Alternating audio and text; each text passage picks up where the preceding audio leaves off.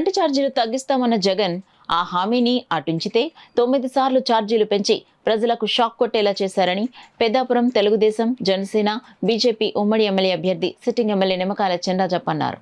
కాకినాడ జిల్లా పెద్దాపురం నియోజకవర్గం సామర్లకోట పట్టణం 26వ వార్డులో పెద్దాపురం నియోజకవర్గ తెలుగుదేశం, జనసేన, బీజేపీ ఉమ్మడి ఎమ్మెల్యే అభ్యర్థి నిమ్మకాయల చెండాజప్ప ఇంటింటి ప్రచార కార్యక్రమం నిర్వహించడం జరిగింది. జన నీరాజనాల మధ్య చైతన్య రథంపై చిన్నరాజప్ప ఎన్నికల ప్రచారం నిర్వహించారు.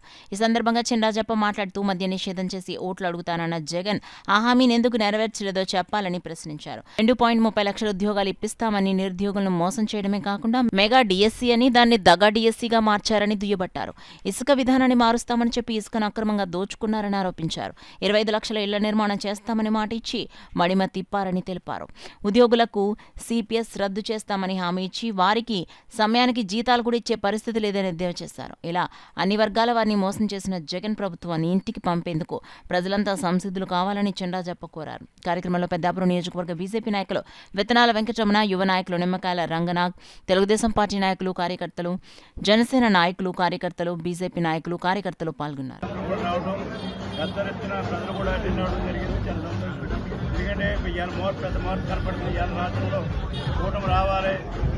చంద్రబాబు నాయుడు రావాలి, అక్కడ మోడీ గారు ప్రధానమంత్రి రావాలని చెప్పి ప్రతి ఒక్కరు డెవలప్మెంట్ గురించి ఆలోచిస్తున్నారు.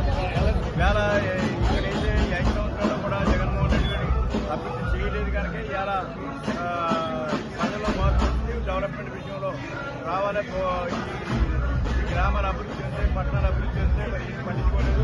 అలాగే సంక్షేమం కూడా లేదు, అభివృద్ధి లేదు అని చెప్పి ఇలా ఆలోచిస్తున్నారు. ఏదేమైనా మొత్తం మీద ఇవాళ ప్రజలు మార్పు వచ్చింది. అందుకే ఇవాళ గ్రామాల్లో, పట్టణాల్లో కూడా ఎక్కువ మంది విలేజ్లో జాయిన్ అయ్యి మద్దతు పరిస్థితికి వెళ్తున్నారు.